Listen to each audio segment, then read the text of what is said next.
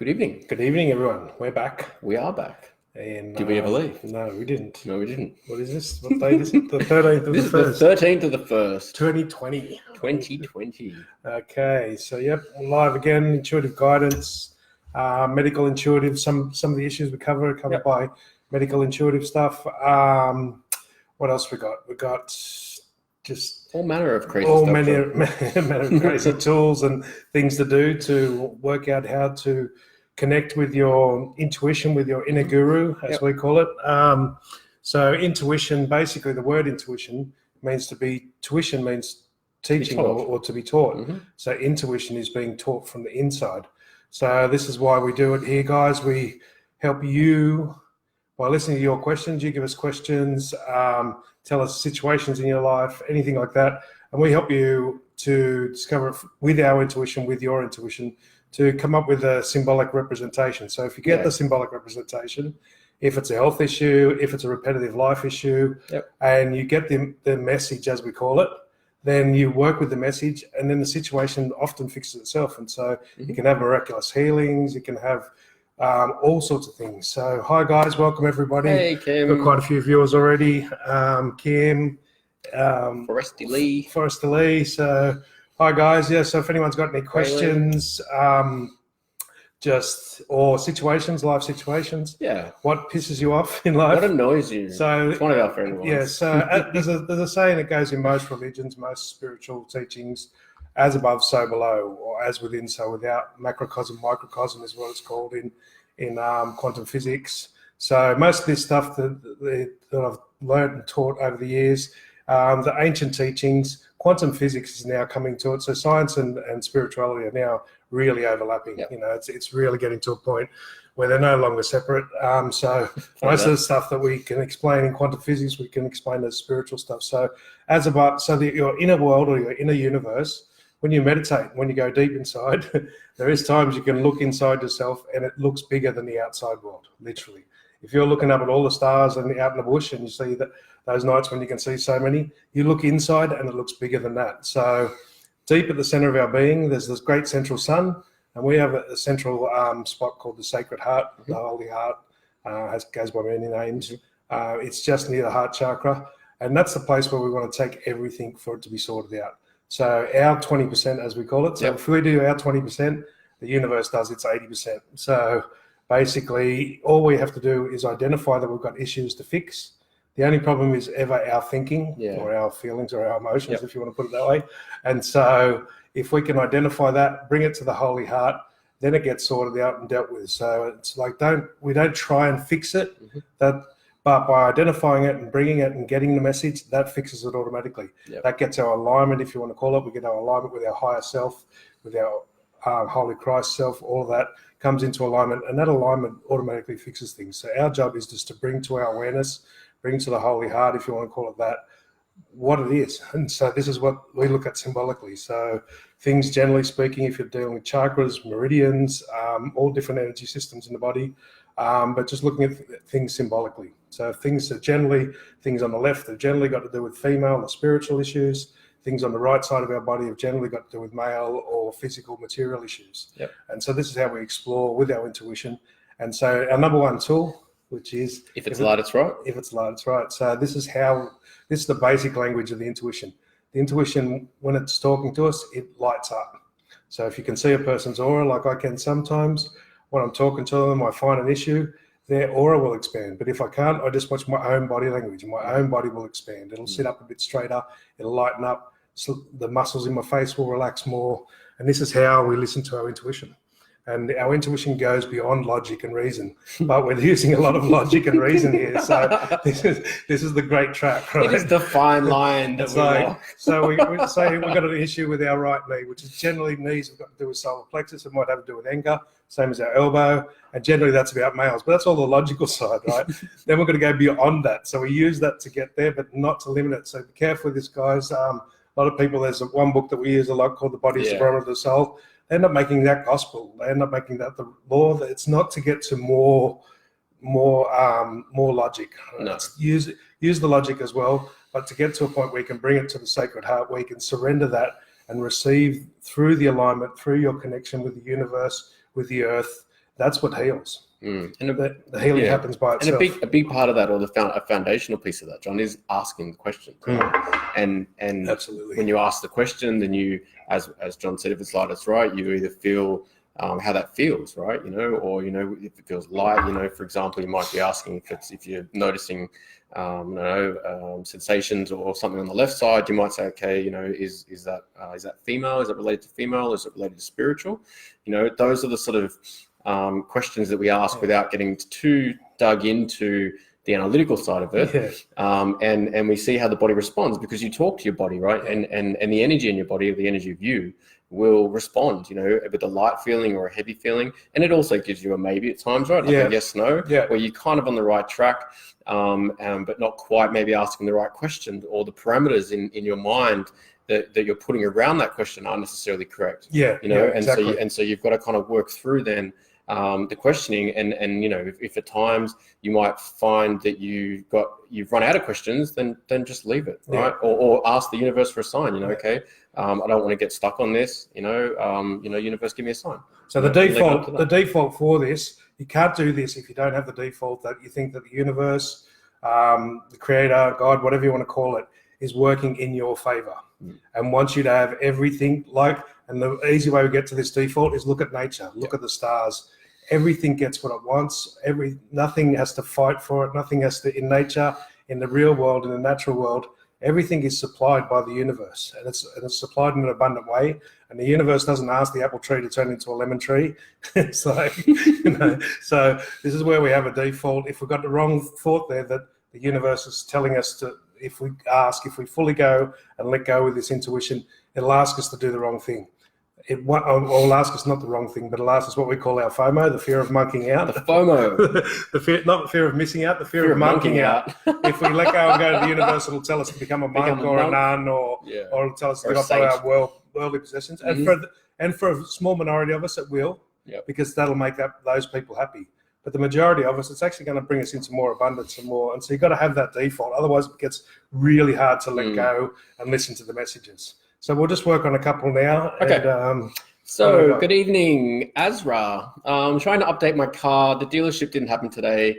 And now the broker might be my only chance, or winning on my lottery tickets. For me, I kind of got a feeling of perhaps you're not aiming high enough. For the car that you should be going for. Often when we've got a blockage, when the dealership doesn't happen, when you say this is exactly what we're just talking about, the universe is working in your favor, but it has to bring things together. So synchronicities have to come together. Like you can get, most people on here will probably believe that you can get a car spot pretty regularly, or you can manifest in these ways. What they call the car fairies. Yeah, right? The car fairies or whatever. Car angels. Everyone does it usually somewhere in their life. Some people do it at work. Yeah. Some people are just good. They just get it every time. So this is just expanding on that. But one of the things that John was hitting on was, if you're aiming too small, if you're looking at it from the wrong thing, the universe is trying to help you by holding you back, or the universe is stopping you because you're putting two conflicting energies there. Yeah. So with one hand you're asking for this, and with the other hand you're saying I haven't got enough, or so one hand's asking for something, the other hand's putting out lack. So that it didn't happen today. You got to really get to that default. I don't know why, I don't know how, but it's going to work out in my favor. And that's how these things, you got to start to go with it. And there is times when everything will be taken away because it's trying to get to a deeper issue. It's only taking away the distractions. All the physical things are just distractions. It's trying to take away the distractions to get to a deeper issue, which is generally our emotional issue. So you've got to look at, there's not many keywords he's got in there. But except, it might be my chance of winning the lottery. That you've got to keep that open. So winning the lottery could be just finding a better dealer. I used to actually, ironically, I used to sell cars, and I used to, people came in with an idea of what they wanted on the car, but they didn't really have the right specs in mind. So they wanted to save fuel, but they were driving down the freeway and they're going to get a 4-cylinder.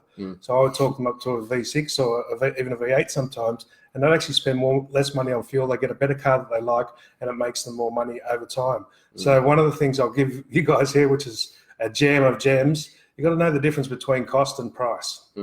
So the price is what you pay on a day. The cost is what it costs you over the lifetime of that item. So if you're going to have the car for 5 years, what does it cost you? What does it cost you mentally? What does it cost you emotionally and on the feeling level? Are you going to walk out and see that car in 2 years' time when you're still paying it off and you've still got 2 years to go to pay it off, and you're going to smile with it in your driveway? That's the basic thing that I do. Just visualize it 2 years ahead, right? You're still paying the amount. You might be struggling for a week off for a holiday. You can't because you've got to make these payments.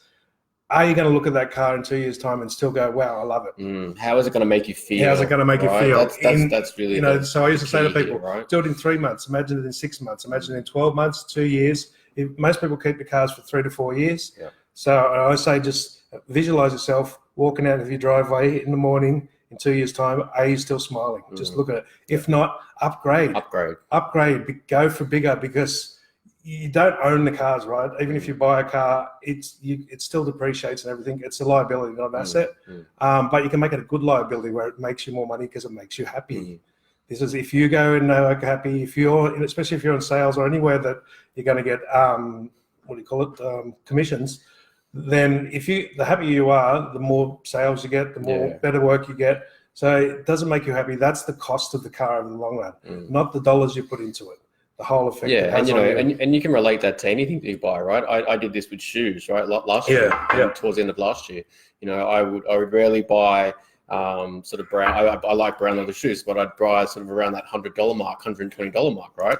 And I buy them thinking that maybe I didn't have enough to buy the ones that I wanted, right? And then every time I'd wear them, I'd be like, I don't really like these, but I'll wear them because that's all I've got, right? So then I ended up spending, $250 or $300 on a beautiful pair of Italian leather shoes, and every time I put them on, I just feel amazing. Right? I still smile. And I still smile. And every time I look at them, I'm like, yes, I want to fucking wear these shoes because I fucking love these shoes, right? And it's that same principle, right? Applying that to everything else that you buy, right? How's it going to make you feel when you buy it, and the longevity of it? That's the major difference between cost and price. If we spend a little bit more and love what we've got, it makes us more money in ways that we can't even imagine. So I think that's the main problem, is you actually haven't got the right car, and your soul, your higher self, is trying to help you go for something better, or go for a better dealership. So there might be another dealership that's got the same one, and it's trying to direct you to one of them. But trust that when there's a blockage, trust that the universe is trying to re-steer you. Goes. So one of the questions we ask, we go, so what's right about this I'm not getting? And you just ask that question and leave it there. What's right about this I'm not getting? And instead of going, what's wrong with this, which is what the default asking, then that opens a doorway, and then you don't try and answer it straight away. Something will pop up. Right? This is a big Might key. Explain that one a bit more. So when you say what's right about this I'm not getting, sometimes the answer will come to you energetically. Well, it does always come to you energetically, but sometimes we can't feel it or interpret it. So we just keep our eyes and ears open. By asking the question, it's actually put our radar on for the answer to that question. The answer might not show up for a day or two or three or a week, but just know that it will. And it's kind of breaking the resistance down, right? Because otherwise you're going to keep, spending all your effort, your energy, and your attention on what you don't want, right? And so you can sort of just go, okay, well, show me what's positive about this that I'm not seeing, right? And just let it go, right? And let the energy come through, and then look for the signs, and then wait, look for the signs, and wait, look for the signs. There must be something here. There must be something I'm missing. There must be a sign here. Show me what it is. Let me keep looking for it, even though I can't see it right now. It's another way to say it. Faith and trust. Okay. All right. So next. I think I was going to say this wrong. All right. For Rusty Lee, I'm feeling strong pain in my left leg and lower back. Do you have anything to comment? Okay. Lower leg. So left leg and lower back. Left leg is generally to do with female issues. So I don't. He's a female, yes. You're a female, so it could be issues about yourself. Could be issues. Usually, when we start with the personal ones, male on the right side, female on the left. If you're a male, you start with yourself, and then you work out from the people that are closest to you. So then your father, your brother, your sons, or whatever, your mother, in this case, your boss, all these people. So left leg has got to do with your direction in life. And the pain is trying to tell you, generally speaking, the pain is telling you that you're worried about your direction, or you're worried about your spiritual direction, or your personal direction, because you're female. And the pain is actually trying to tell you that there's not a problem, but you're creating the problem by thinking there's a problem. So you're creating the problem. And the lower back issue, is it the real lower back, the tailbone area? Yeah, if you can or above the tailbone area, not on the sort of. So basically, if it's navel chakra or base chakra. So if it's base chakra, it's the tailbone, that little solid section. As soon as you get up to L5, S1 or whatever it is, then you're talking about navel chakra. And so they're different issues. So if it's base chakra stuff, any pain to do with the lower back in the base chakra right down the bottom is to do with group issues. So you might have issues with any group, like your family is a group, your work colleagues are a group, your soccer team is a group, the government is a group. There's all these group issues. So if you're feeling resentful, and because the pain doesn't feel like it's in the bone or in the muscle, if it's in the bone, it's generally going to do more to do with resentment. If it's in the muscle, it's generally going to do with guilt. So these are little clarifications that help us really get there and really nail it a lot faster. So basically, but generally speaking, our legs have got to do with our direction, same as our car. So this is where we're going in life. Above, you said, above the tailbone. Above the tailbone. So it's navel chakra. So most navel chakra issues. So this is a one-on-one relationship. So I'm guessing you've got issues with not just one-on-one. It could be multiple one-on-ones. So, but issues with other females. Could be your mother, your sister, your daughters, your work, your bosses, best friends, colleagues at work, your best friends. But there's issues you're not communicating properly. There's issues that you've got built up. And so if you look at it, there's resentment because you don't talk properly with them or they don't talk properly with you. But it's all the one-on-one issues that get built up in the navel chakra. So that helps us to find the negative emotion in that. The other part of the pain is not doing what you want to do, not following your feelings, not having fun. so this is sort of, but 9 times out of 10, if we deal with the people issue first, then the other issues clear themselves up. Same as if there's swelling and stuff, you've got to look at, there's inflammation. What is inflammation? You're getting fired up, you're getting inflamed inside. So your emotions are inflamed because these people aren't listening to you, or they're judging you, or whatever it is, whatever the issues you have with these one-on-ones. So a little bit more information and we can help dig into it a lot faster. But again, guys, don't listen to us outright here. Check with your own intuition. This is the whole point of this. Does that feel light? Feel the pain in the leg, feel the pain in the back. When you hit the right thing, when you go, is it this, is it that, is it this? When you get the right one, the pain will get a little bit less. It'll dissipate a little bit. That's the truth will set you free. You'll know the truth and the truth will set you free. Enlightenment. These are all basic explanations of feeling lighter and releasing the energy. And that's, I guess, why we run this show, right?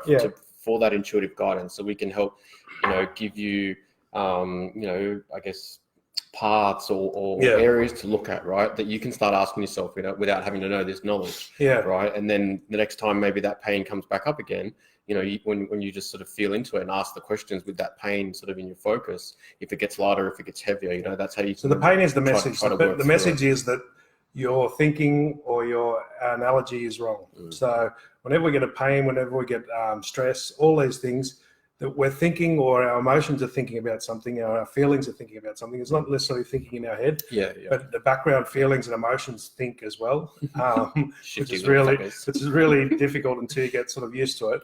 But if you go, I don't like the vibe of this place, right? What's that? That's a feeling, but that's talking. That's a sentence you just said. I don't like the vibe of this place. So when your feelings when you get stressed, when you get tension in your emotions or your feelings, that's actually sending a message and creating a story in your subconscious. That's what we're trying to catch. When we catch that and we reverse it, because the only problem is our thinking. It's where our thinking or our feeling or emotion is 180 degrees away from the truth. The truth being the universe has got everything under control, and we can let go and we can follow. That's the ultimate truth. When we try and do it, when we try and work it out ourselves, when we put all this is basic duality, what people call duality. And it's, that's a 2-part thing. We're in oneness. In oneness, all the things are resolved by themselves. But sometimes we use the duality to get us to bring the issues up, to get to the point. Sometimes contrast. That's what Abraham calls contrast. In Abraham, most of you people probably listen to Abraham Hicks. She calls it the contrast. The contrast is there to bring us up, to bring issues up. And once we bring it to the heart of hearts, once we bring it there, it gets solved from the heart of hearts. So one of the little techniques we use on an energy level, purely just pulling energy in. Think of the chakras front and back, getting the energy getting sucked in and up to the heart of hearts, which is just behind the heart, in front of the spine, just somewhere around there. It's slightly different for each person. So just ask for it to be drawn to the heart of hearts. And then it'll be dealt with in there. And then, so if it's bullshit and it's lies, it's man-created stuff that's created by duality, that has no real power. It has power over us because we give it. It has no real power. Then it'll get cast back to the earth, back to the dust to dust, ashes to ashes. I mean, if it's an issue that we've got to deal with on a soul level, on a mental level, or on a forgiveness level, then it'll go up and it'll get sent up to our higher self, up to through the crown chakra. But it'll get directed there by itself. Our job is to bring it to the heart of hearts and surrender it inwards, Yep. and inwardly all the answers are inside ourselves. But when you go inside, it's a big universe. It's not, you go into that little spot behind the heart of hearts, which is about as big as a mustard seed, as the saying goes, and then you actually hit there, and it's bigger than the sun, right? It's like it's really weird when you do actually see internally sometimes, and you'll see and you look inside your legs and that, and you see on an atomic level.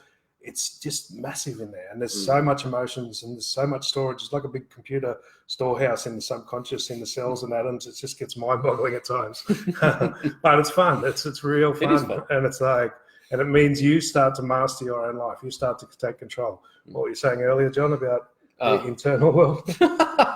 So I was walking home from work, pondering.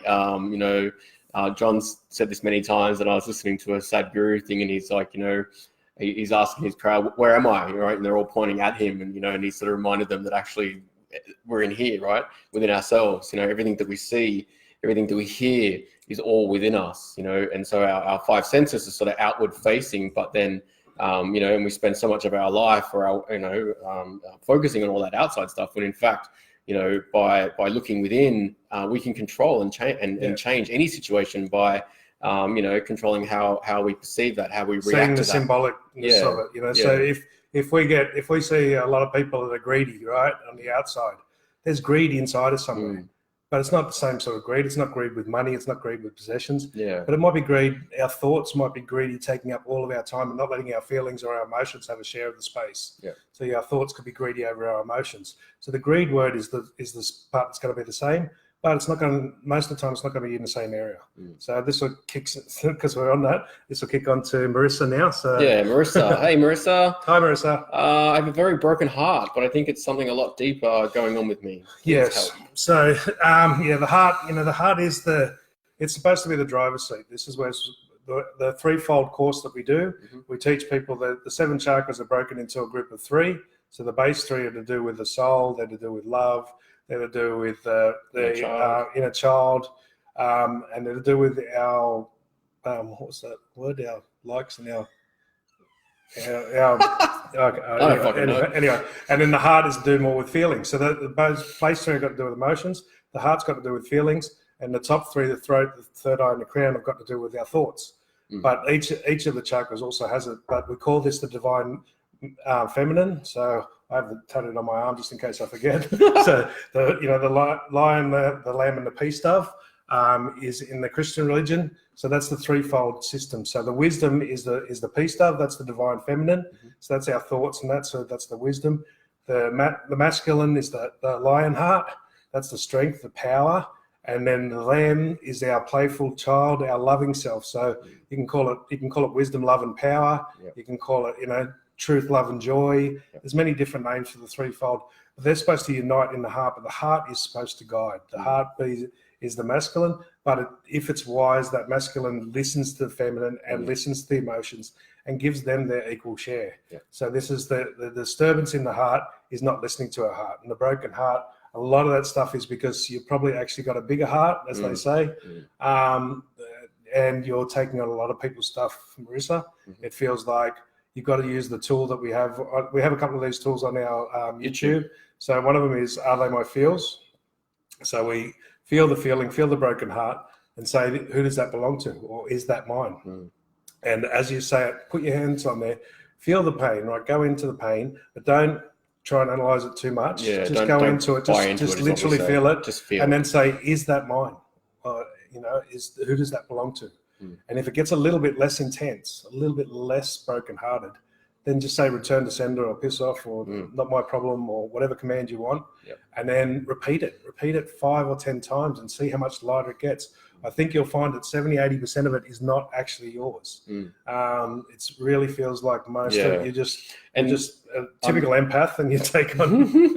I'm also getting, like the words there, right? I have a very broken heart. Filters. It's filters, right?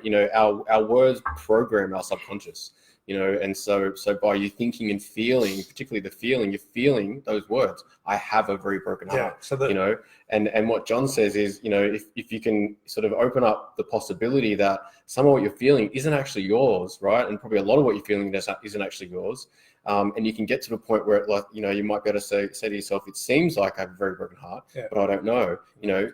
And is that all the people around me? Is that the whole people, every person in my country? Is it collective consciousness that I'm feeling? Depending on how big and how, you know, how strong your ESPs are, then you can feel the broken heart of 80% of the world, you know. So depending on how strong, how empathic you are, you'll feel a lot of people's broken hearts. And it's like, but even that is not true. You've got to get to the point where their broken heart is coming from their mental, from their dualistic, from this part of us that thinks we're right or wrong, that thinks that we're separate. Once we get back into our oneness, into our pure spirit, into our true self, there is nothing broken. There is nothing wrong. It's kind of weird because you work through all this shit for 6 or 8 months, and then you get into this space where you get into your, you know, Satori space, and it's just like, I haven't got any problem. It's like, where the fuck have I been all this time? What's up with my body? Who's been driving this vehicle? This feels alien. Who's been driving this vehicle while I'm gone? But yeah, so it's like, you're not speaking from your heart. You're not listening to your heart. These are, once you get rid of the 70% that's not yours, you'll get down to the 30%, which is a whole bunch of stuff. The heart chakra has 24 petals, I think. So there's 24 different aspects, and each one of them have got more aspects inside themselves. So there's lots of issues here, but it basically comes down to not following your heart, not listening to your heart, and start simply. You know, just start practicing. Put your hand on your heart. Your heart will it'll feel a bit lighter. It'll expand. It'll feel a bit warmer. Pick your clothes from your heart. Pick your food from your heart. Start with that, you know. It's like, you know, I had heart arrhythmia and I had an operation and everything. It didn't fix it. And it was just me not speaking truth from my heart. I was speaking it, but then I backed down, I should say. So it wasn't even that I wasn't speaking it. I was speaking it. So I caught it with my son one time.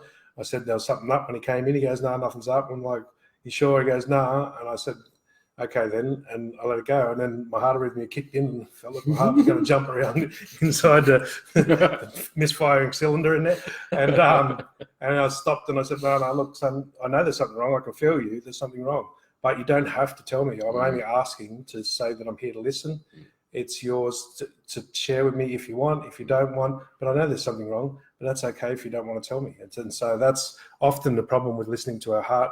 We either push it too hard and we say, no, there's something wrong, tell me. It's like, stay to your truth, but don't push it on people. And you know, you've probably been doing this little bit over the last, you know, so many years, 10, 15 years, and it'll take a little bit to turn that, you know, that ship back around and start doing a little bit more. But the broken heart is not listening to your heart. It is basically that. And again, there's so many little techniques that we can use here, but start with getting rid of the stuff that's not yours. Yeah, you know, and it can feel like an ocean, right? You know, it can really feel like there is so much shit here to deal with, right? And you know, speaking from my experience, you know, I've felt that, right? So many times, again and again and again, I'm like, it's just fucking too much, right? But I know that just by just going, no, you know, I know what I don't want, and I don't want that. Whatever the fuck that is, whatever the fuck that feeling is, I don't want that, right? I'm willing, you know, spirit, I'm willing to work through this. I don't know where my heart's going to take me, but I know where I'm going without it.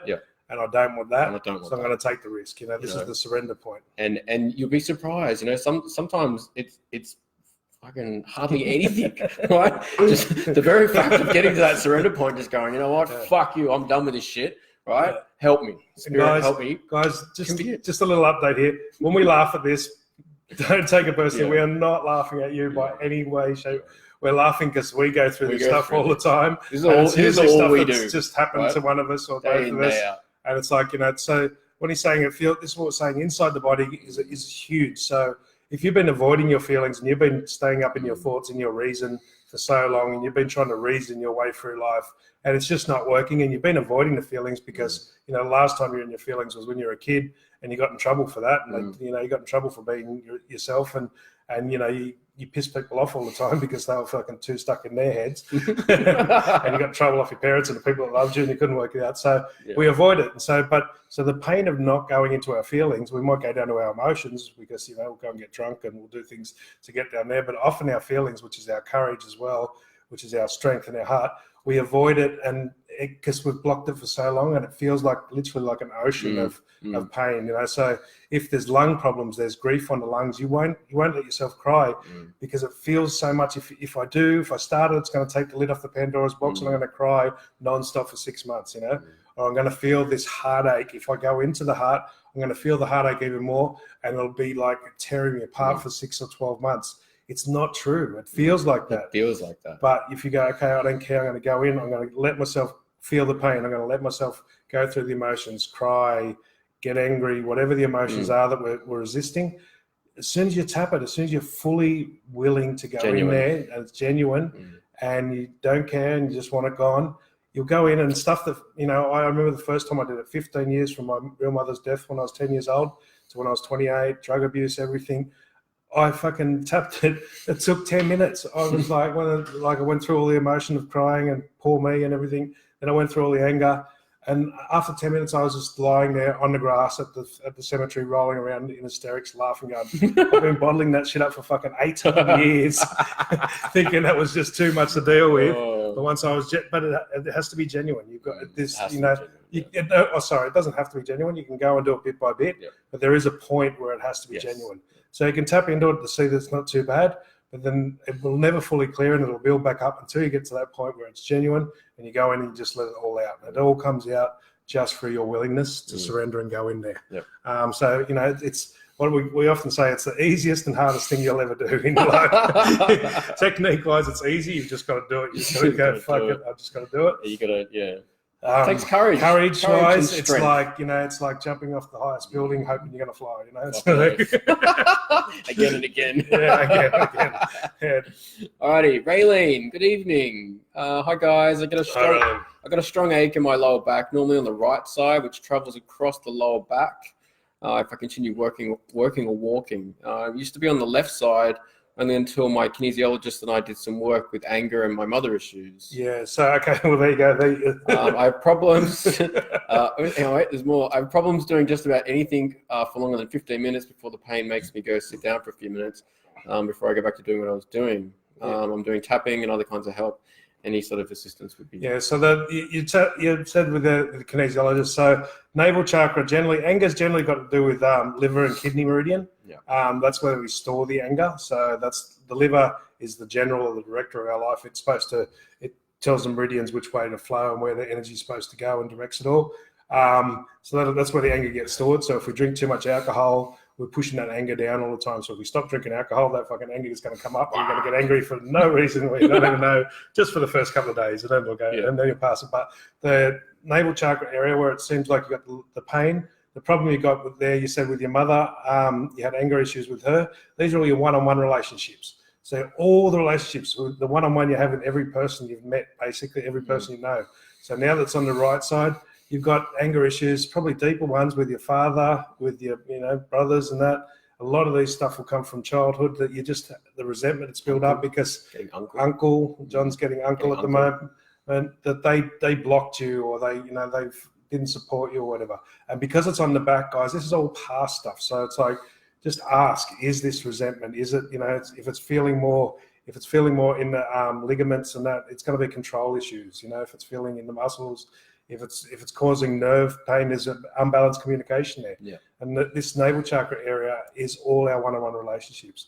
So just say all the negative emotions I have with all these people, if there's male ones, just ask the question, is this male negative emotions? Is this male problems I've had with all individual one-on-one relationships? If it's a bit higher in the lower back, if it's up more near the solar plexus, it's your relationship with you because of those situations. You're not happy with yourself because you didn't deal with them well. That's the solar plexus issues.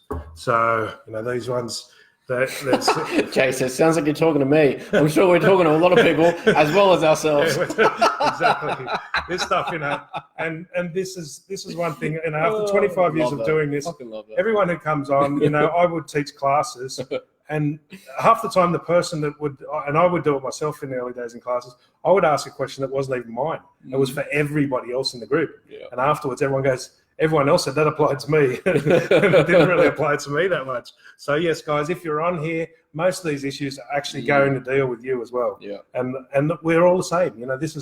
It's called oneness for a reason. We're all in the same boat here. It's all reflective. Everything is So, and if you're drawn, you're guided to this class this night. You know, sometimes people will come on and listen to this in 10 years' time, and I go, "You were talking to me." Yeah. So, I used to do that back in the day. Like, I'm what like, the this fuck? guy is talking to me, but that was recorded 10 years ago. What But the he's fuck? talking to me word for word. I know he's talking to me, and he was, because he was following his guidance. Yeah.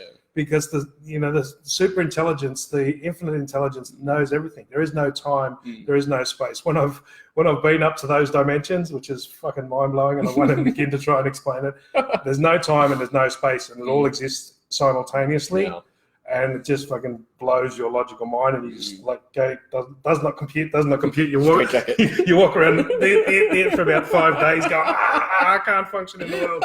So, but yeah, so, Warning. so this is once you get to those higher dimensions and you get past. So the chakras are a representation of the dimensions. So the fourth dimension, the heart chakra, that's when we go beyond the 3D world. So we start to go beyond time and space. Yeah. So wounds of the heart, wounds of the mind, they can't get healed by time. So wounds of the body, if you cut yourself, time will heal that. If you cut your heart, if you cut your feelings, time will not heal that. It's above the time space. It's space might. It's a misnomer that time will heal all Space wounds. might heal it if it's up here, but above that, if it's a wound of the mind, it won't be healed without choice. Yep. The only way to heal it is to choose to go back into it, choose to bring it up and ask. Forgiveness will heal all of it, right? Yeah. There is a shortcut to all this shit, guys, and if you can do it, God bless, and hopefully you'll teach me one day. But you can just go straight to forgiveness, which is the crown chakra, Straight there. and it'll obliterate all karma, it'll obliterate everything, but you got to be able to sit there for long enough. And you can do it bit by bit. You can go to forgiveness and just go, but bringing up these emotions. So, okay, I've got resentment here. So the one with the bad back, if you're feeling these issues with these males, just say, obviously I've got an issue with this person. I don't know what it is, but how can I forgive it? Show me, lead me and guide me how to forgive Give it. it a bit more. So she said, yes, I'm working on liver and clearing problems with that. So it's still anger related. It all makes sense. Thank you. I have a very dysfunctional family and I'm the only sensitive one in the whole weird group. So I feel more than anyone. Thank you. Yeah. So, but that's, but therein is the blessing, right? Therein is, first of all, I've had 2 near-death experiences, and I know that, and each time, once when I was 5, once when I was 23, that was the 2 full. I've had probably a few more than that as well, but 2 specific ones where I had the other out-of-body stuff, and they sent me back, right? And they're like, no, you got to go back. I'm like, no, I'm not going for all that shit, that crazy shit. You motherfucker, get back. Even though I caused half the crazy shit myself. It's like, no, you got stuff you got to do. It's not going to be fun, but you'll get through it, and then once you get through it, you've got stuff you got to do. And it's like, so yeah, your dysfunctional family, families are here for one thing, I believe, one thing and one thing only, and that is to teach us unconditional love. We've got to love them anyway, even though that makes no sense. Our friends and our colleagues, we get to choose them, right? Yeah. Well, mostly. We get to choose to leave them, I suppose, right? Unless you like being nailed to the cross, you like being a bit of a martyr, and then you don't get to choose your friends. You let them choose you, and stay there and martyr yourself to them. But you can choose your friends and other people. Yeah. But your family are there to teach you unconditional love. Yeah. To teach you how to love and be detached, and it's a positive. The dysfunctional family is a positive thing when you learn to let go of it, when you learn to give gratitude to it and say thank you for what it taught me. Thank you and thank myself for being able to detach and step back from that, And they're supposed to be dysfunctional. And that loops back on what we were saying earlier about what's positive about this I'm not seeing, right? People spend, and including me, and I'm not going to say I don't do this, but we spend so much time in this fucking sense of negativity. If we only really ever look at things from the negative point of view, right? We spend very little time looking at it from the positive point of view. What's positive about this I'm not seeing, right? There's so much to learn from looking at something going, what's positive about this? So John's bringing up a real good point here. So there's a pyramid of energy frequencies, right? And so anything below courage, which is about 200 hertz or something, so anything below that, resentment, fear, stress, any of that, that's all in the dualistic world. That's all in the world. And if you stay in that world and you try and solve your problem from that stress level, from that anger level, if you can't solve a problem from the same level that you created that, you've got to go up higher. And the minimum level to measure if you're actually starting to enter oneness and starting to go in the, like people talk about this 5D world. Sorry guys, but you're all fucking full of shit, right? You haven't even touched 4D yet. Forget about fucking 5D, right? You know, I'm not, oh, sorry, you've touched it. You know, we're touching it all the time. But people who think they're living there, they're kidding themselves, right? Yeah. But yes, we're accessing it, and it is more available to us now. Yeah. That's absolutely. But we're not living there by any means. Like, you know, 4D, get into the heart, get there first. Get into the heart. And that'll sort the rest of it out. But, you know, feel the courage. Are you at courage? Anything below courage, and you're actually any energy below that. So if you're in any poor me, any stress, any worry, you're not going to be able to solve any of these problems. This is why we get to this question. This is why we go to the center space and ask the question. Okay, is this resentment? Okay, help me fix it. I feel like it must be. I don't know how to fix it. I want to let go of the resentment. Show me how to forgive. This is resentment towards these people that I think fucked my life over. But, you know, I only think that. I don't know that for sure because I can't see the grand scheme of thing. I can't see every lifetime. I can't see every dimension. So it seems like they fucked my life over, but I don't know. But I want to forgive, and I'm really finding it difficult to. That is courage. That's bringing yourself up. That's going to start to sort it out. That's how you can tell if you're at the right level. Anything below that, if you're in resentment, if you're in judgment, if you're in stress, if you're in guilt, then you're actually down in duality. You're in envy. You're down in the duality. Envy was a cracker that I got today. Envy has been the one I've been working on. You know, all these little envies. You know, subtle. Envy's so subtle. Envy just jumps in there and then quickly disguises itself as wisdom judgment.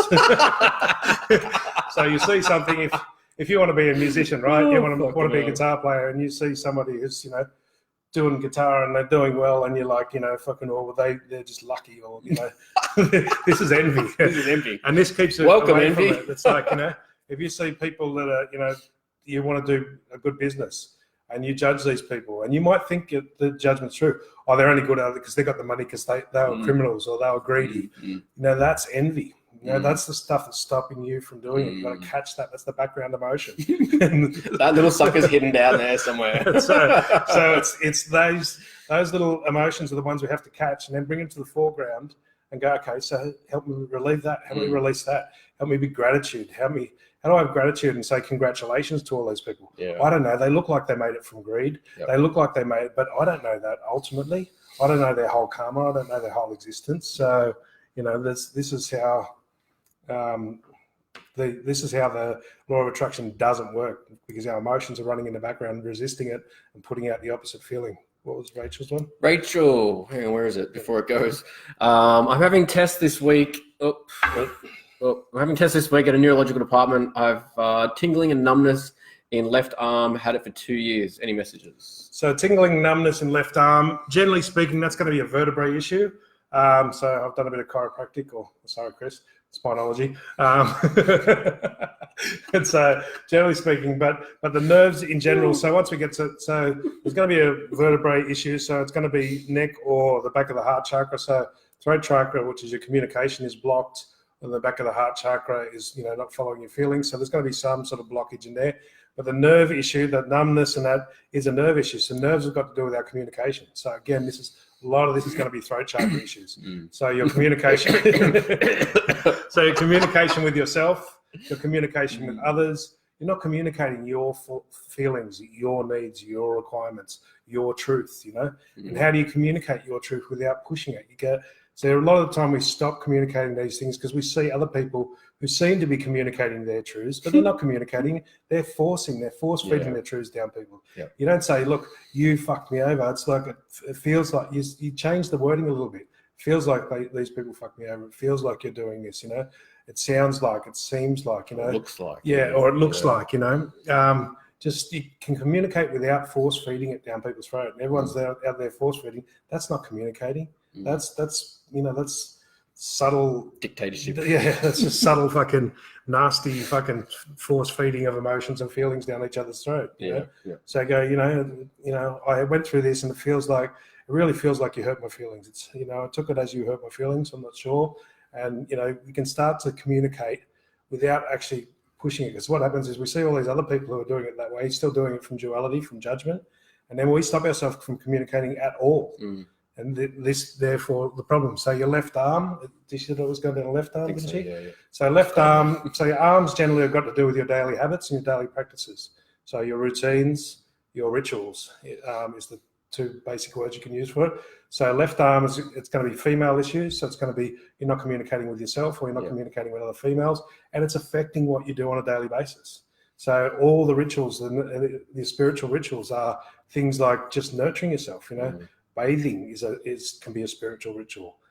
Taking time out to meditate.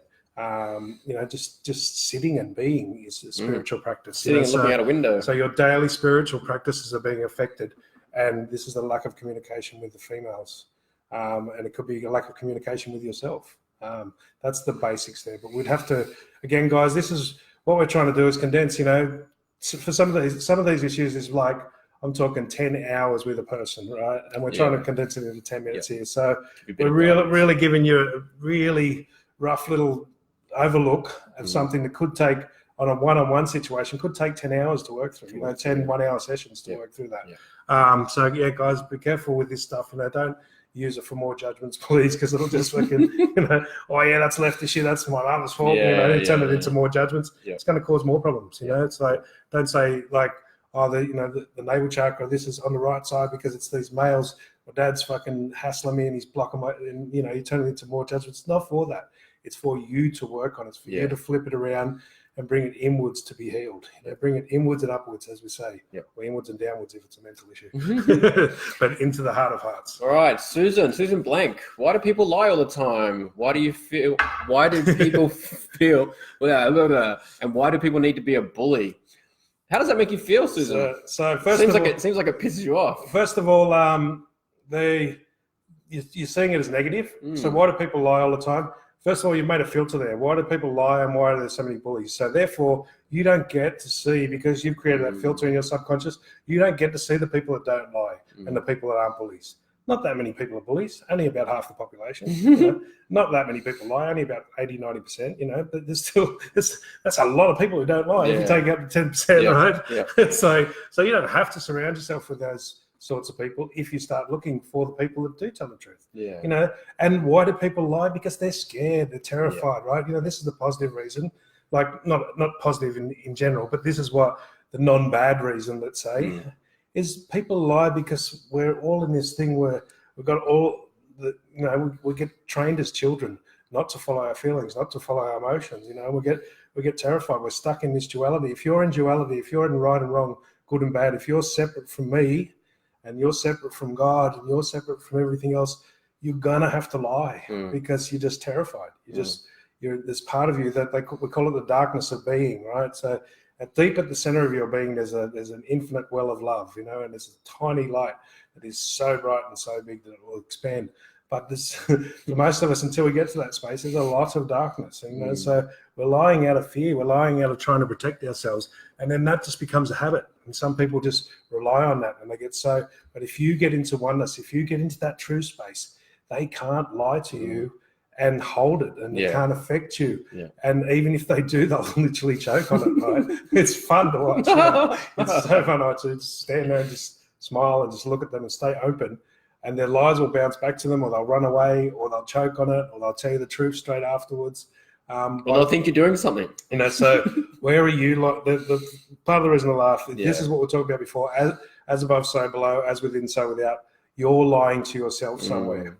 You got to look at where you're lying to yourself. So is your head lying to your heart? Where are you bullying yourself? Is your head bullying your heart and your emotions? Your feelings and your emotions? Your head's telling them you can't do this and all these rules and that's bullying. That's mental bullying of our emotions, or vice versa. Our emotions could be bullying our head and we're just fucking drinking alcohol and fucking just going off the Richter all the time, just eating everything we want and having all the pleasures without having any control. There's got to be a balance between them. So there's got to be an equal. And this is why when you come from the heart, you'll allow yourself to have some control, but you'll allow yourself to have some pleasures in that as well. There's got to be a balance. And so this is where you'll find your head and your feelings and your emotions. There'll be a bullying and a lying between them. You start saying, where am I lying to myself? Where am I bullying myself? You start going, I don't know, even if I can't see it, I'm willing to see it. That'll change. And you do it now. And so if you're genuine, and this, guys, over and over again, we'll say, if you're genuine, if you're genuine, you've got to come to it. So some of this stuff, you can't be genuine straight off. So this is why you got to work over it and over it and over it. Say, look, I'm not fully genuine with it yet, but I'm getting there more and more. But the willingness, you've got to at least have willingness, right? You got to have the willingness to face it, the willingness to open it up, the willingness to bring it out. And it's got to be truth. So you can't say, I am lying to myself, I am bullying myself. You've got to say, if I am. If I am. Or it seems like I am, I must be, because this makes sense, this symbology things make sense. So if I am, and I'm pretty sure I must be, don't say I am if you don't believe it, because it doesn't work. It's not true. So if I am, seems like I am. It's more bullying. I probably am. If I am, show me, and I'm really willing. As scary as it is to stop bullying myself, as scary as it is to stop, lying to myself, I'm going to start doing that. And you'll see, as soon as you start to do it, as soon as you agree to see it, the people on the outside, all these people you see, you'll go out tomorrow, same people will be there doing the same thing, and it will not bug you at all. The fact that it bugs you is telling you that it's strong inside of you. And it's not, you would never do it to another person, but, you might do it to your own emotions, your own feelings. So, and again, don't necessarily expect it to change straight away. Right. Or do. Right?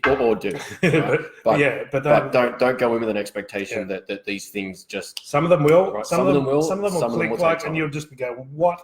Instantly change. But when you get one that does, because that's what happens. You get one that does, and you'll just be, then you'll create this picture or idea that they're all like that, right? And then you'll start to get disappointed or judge yourself for some of them have so many layers and go so deep, and there's so many connections. The willingness, just keep having the willingness. So some of them you'll get it one go and you'll get it right. Others you'll have to repeat it 10 times a day for 6 months. So okay, where am I lying to myself? Where am I bullying myself? Is my thoughts? It seems like it must be, because what these guys, it sounded true, it felt like, so it must be true, even though I can't see it. Help me to see it. Just start making these. This is the internal dialogue that needs to be questions. It needs to be requests, not orders. We don't do orders, even from ourselves. This is the number one rule. If you want to tell yourself, if you want to guarantee you're going to do something, give yourself an order that you can't do it. You're not allowed to do it. Tell yourself, I'm not allowed to get drunk tonight. I refuse to let myself get drunk. I guarantee you'll get fucking drunk. Even if you don't put a hand on a drink, something will happen. You'll trip over in a fucking jug of fucking alcohol will tip in your mouth somehow. But if you make a request, what will it take for me not to get smashed tonight, so I can have a good night tonight and a good day tomorrow, which is a much better, wiser question. Then you've got a good chance of it not happening. But we don't take orders, guys. We call it lording it over, and we don't get lording it over. We can't lord it over. I can't lord it over him. He can't lord it over me. Can't lord it over myself. If I give myself an order as opposed to a request, you can do commands, but they've still got to be in a request. It's still got to be in oneness. There's no orders. There's unity. There's co-creation, but there's no. Okay, Casey, do you have any suggestions for games or skills to build our intuition? Everyone has their own energy, our own way of interpretation. Can we recommend any tricks to tap into it on a deeper level? So the tool number one the links at the top of this live have our links to our YouTube channel. We've got there are some tools. There's a tools playlist. Have a look at tool number one, which is what we call checking in with your inner guru. So if it feels light. So that's the basis. So one of the basics. This one, people go, so what is intuition? So one of the fun ones we like to say, what's our intuition's favorite phrase that it says the most all of our life?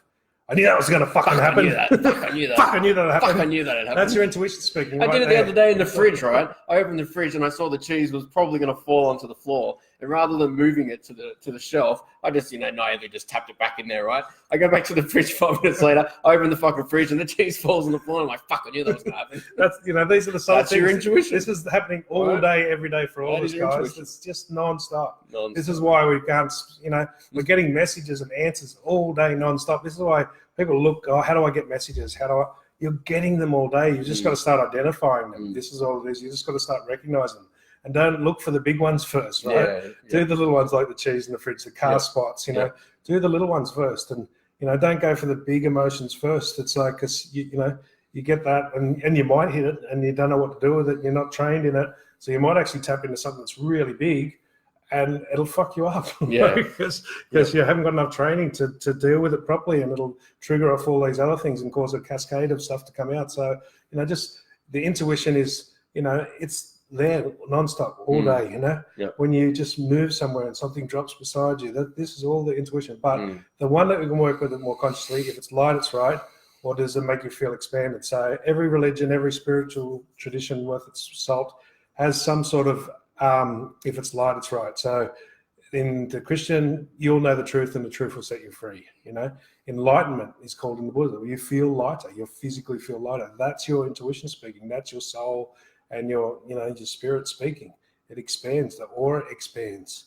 The truth, you know, the lies will lock you up and the truth will set you free, you know, so that you'll feel it. You'll feel the tenseness. And so advertising and marketing, you know, this is, I did this in some of the corporations I worked in. Advertising and marketing is a classic. They use these infinite truths, you know.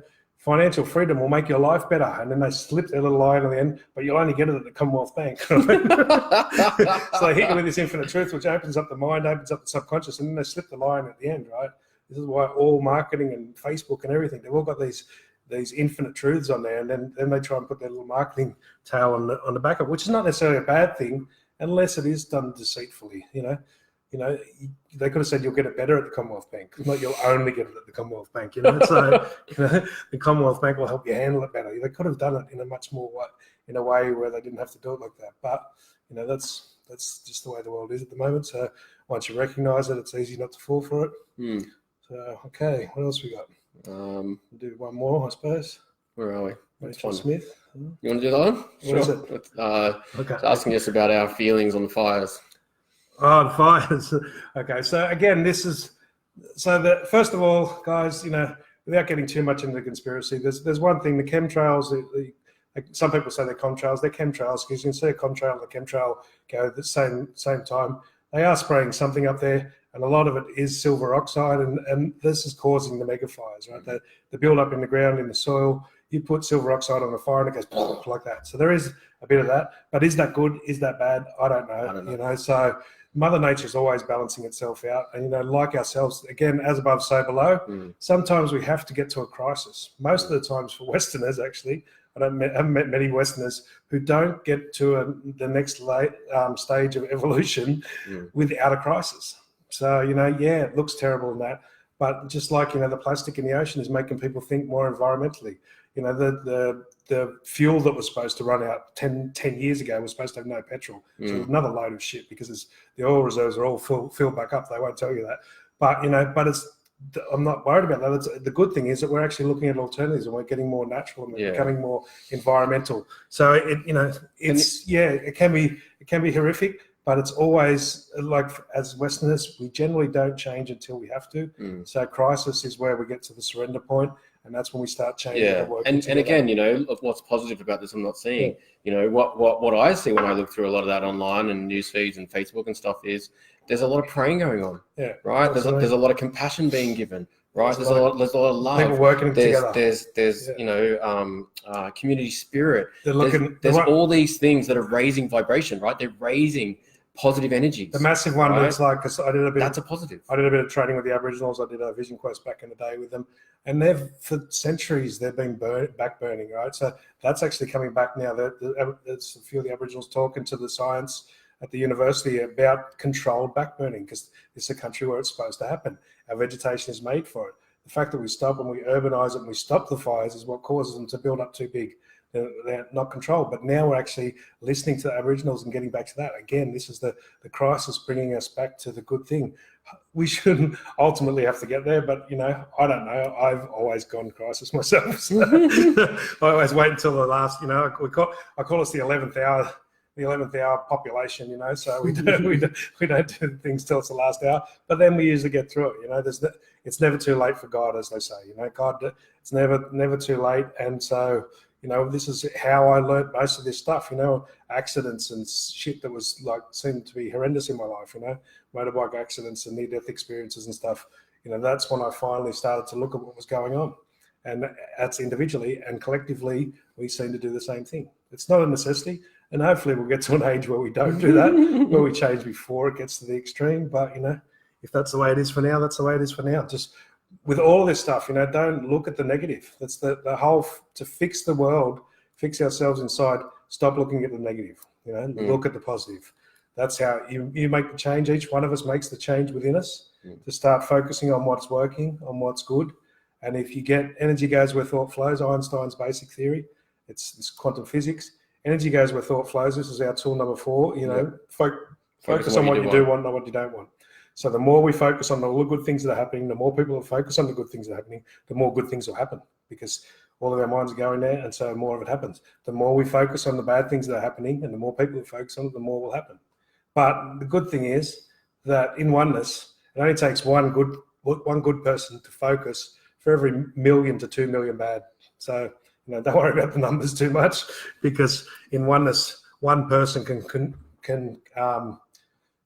consolidate 1 million people. So it doesn't take that many of us to get the critical mass to be focused on the positive. All right. Okay. We didn't get through. There were so many questions. Yeah. So next week, guys. Come back next week. Come back next week. We've got in Melbourne. We're in South Yarra. We've got a shop come there. see us. So we've got our Tuesday night. Tomorrow night we've got our meditation classes live. Yep. And join us on Facebook. See us here next week. Thanks, guys. Thank you so much. Have a good night.